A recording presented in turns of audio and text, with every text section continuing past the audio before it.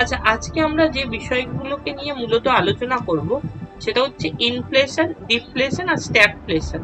এই তিনটে important term নিয়ে আমরা আজকে আলোচনা করব। প্রথমে যেটা বলার সেটা হচ্ছে ইনফ্লেশন বলতে আমরা কি বোঝাচ্ছি। ইনফ্লেশন বা মুদ্রাস্ফীতি, কোনো একটা ইকোনমিতে বা কোনো একটা কান্ট্রিতে একটা ইনফ্লেশনারি প্রেসার দেখা যাচ্ছে, তার মানেটা কি? আমরা বলছি এইভাবে, inflation of an economy means consistent rise in price level of different goods, commodities and services। অর্থাৎ কোনো অর্থনীতিতে একটা আর্থিক বছরে আমরা যখন লক্ষ্য করছি ক্রমাগতভাবে বিভিন্ন দ্রব্য সামগ্রী বা সেবা কার্যাদির মূল্য বৃদ্ধি পাচ্ছে, ক্রমাগতভাবে আমাদের কিন্তু মাথায় রাখতে হবে। পার্টিকুলার একটা টাইম পিরিয়ডে কোনো প্রোডাক্টের প্রাইস লেভেল ইনক্রিজ করে আবার যদি আগের অবস্থায় ফিরে আসে, সেটাকে আমরা কিন্তু কখনো ইনফ্লেশন বলবো না। কনসিস্টেন্টলি মানে ক্রমাগতভাবে যখন বিভিন্ন দ্রব্য সামগ্রী এবং সেবা কার্যাদির মূল্য বৃদ্ধি পাচ্ছে, তখন সেটাকে আমরা বলছি ইনফ্লেশন। এবার আমরা একটা জাস্ট এক্সাম্পল দেখাবো যে সাপোজ ফর এক্সাম্পল আমরা ধরে নিচ্ছি কোন একটা প্রোডাক্টের প্রাইস ছিল 80 রুপিস পার ইউনিট, সেটা ইনক্রিজ করে দাঁড়াচ্ছে 110 রুপিস পার ইউনিট। আগে আমি প্রোডাক্টটা কিনছিলাম 80 টাকা দিয়ে, এখন সিমিলার প্রোডাক্ট আমাকে মার্কেট থেকে কিনতে হচ্ছে 110 টাকা দিয়ে। তাহলে এই ক্ষেত্রে দাঁড়িয়ে ইনফ্লেশন হলো মানে নাম্বার 1 পয়েন্ট আমরা যেটা বলছি, প্রাইস লেভেল ইনক্রিজ করছে, পার ইউনিট প্রাইস লেভেল। আমি যে এক্সাম্পলটা দিলাম এখান থেকে দেখতে পাচ্ছি per unit price level increase করছে। Number 2 point, 80 rupees per unit যখন প্রোডাক্টটা ছিল, তখন ধরে নিচ্ছি তুমি সাপোজ ফর এক্সাম্পল প্রোডাক্টটা পারচেস করছিল 5 ইউনিটস। এই সেম প্রোডাক্টের ভ্যালুয়েশন যখন 110 রুপিস পার ইউনিট হচ্ছে, তুমি প্রোডাক্টটা পারচেস করছো 4 ইউনিটস। তো আলটিমেটলি নাম্বার 2 পয়েন্ট যেটা আমরা দেখতে পাচ্ছি, কনজিউমার পারচেজিং পাওয়ার। তো এটা ক্রয় ক্ষমতা, ইনফ্লেশনের ফলে কি হচ্ছে, পারচেজিং পাওয়ার ফল করছে, তো এটার ক্রয় ক্ষমতা।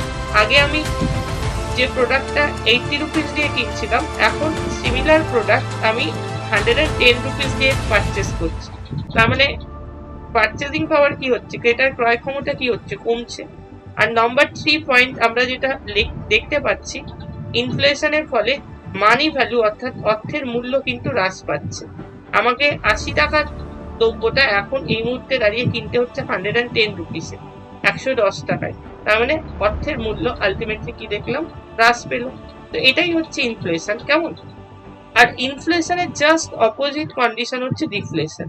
যেমন আমরা ইনফ্লেশনের সময় দেখলাম consistent rise in price level, আর এখানে ডিফ্লেশনের সময় আমরা দেখব consistent fall in price level of different goods, public দিয়ে কমোডিটিস অ্যান্ড সার্ভিসেস। বিভিন্ন দ্রব্য সামগ্রী এবং সেবা কার্যাদির আমরা যখন দেখছি অর্থমূল্য ক্রমাগতভাবে হ্রাস পাচ্ছে, মানে আমরা দ্রব্য সামগ্রী এবং সেবা কার্যাদির মূল্য যেটা সেটা ক্রমাগত হ্রাস পেতে দেখছি, তখন সেটাকে আমরা বলছি ডিফ্লেশন। কেমন? কনসিস্টেন্ট ওয়ার্ডটা কিন্তু ইনফ্লেশনের সময় ইউজ হবে অ্যাজ ওয়েল অ্যাজ ডিফ্লেশনের সময়ও ইউজ হবে। তবে ডিফ্লেশনের সময় আমি একটা কথা বলবো, overall economic point of view থেকে আমরা ইন জেনারেল কখনো কিন্তু ডিফ্লেশন দেখছি না। কোনো একটা পার্টিকুলার সেগমেন্ট, কোনো একটা পার্টিকুলার সেক্টরের পয়েন্ট অফ ভিউ থেকে দেখলে আমরা হয়তো দেখতে পাচ্ছি প্রাইস লেভেল ফল করছে, কিন্তু overall economic point of view থেকে দেখলে আমরা যতই ইকোনমিক ক্রাইসিস থাকুক না কেন, কম বেশি সবসময় কিন্তু একটা ইনফ্লেশনারি প্রেসার দেখছি।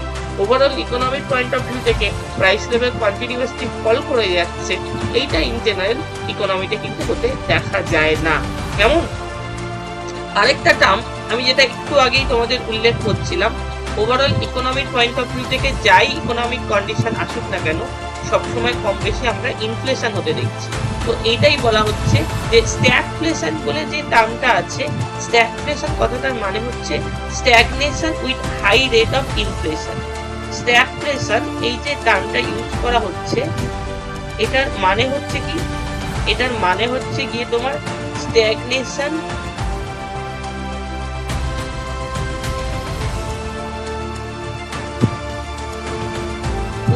high rate of inflation।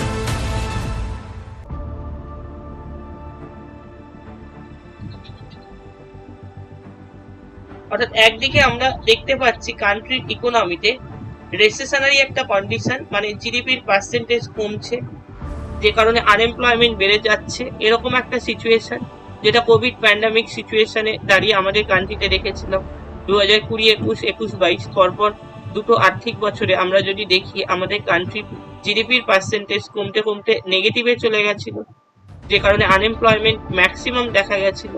এবং এর পাশাপাশি আমরা যদি দেখি ওভারঅল ইকোনমিতে রেসেশনারি কন্ডিশন বা স্ট্যাগনেশন কন্ডিশন হওয়ার পরেও ওভারঅল ইকোনমিতে যদি একটা ইনফ্লেশনারি প্রেসার দেখা যায়, সেইটাকে আমরা বলছি স্ট্যাগফ্লেশন।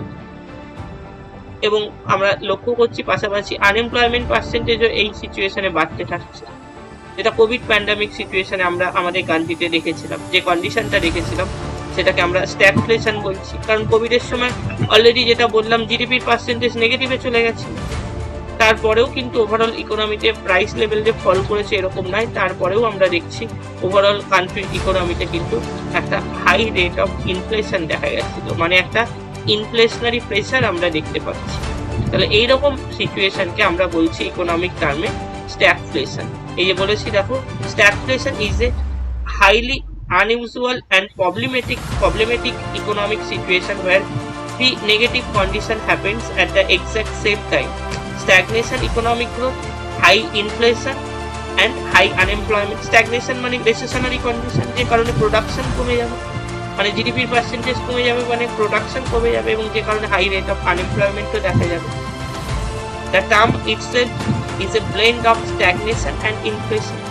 এই হচ্ছে স্ট্যাগফ্লেশন। তো আজকে আমরা খুব ইম্পর্টেন্ট তিনটে টার্ম নিয়ে আলোচনা করলাম এখানে। একটা হচ্ছে ইনফ্লেশন, একটা হচ্ছে ডিফ্লেশন, আর একটা হচ্ছে স্ট্যাগফ্লেশন। কেমন?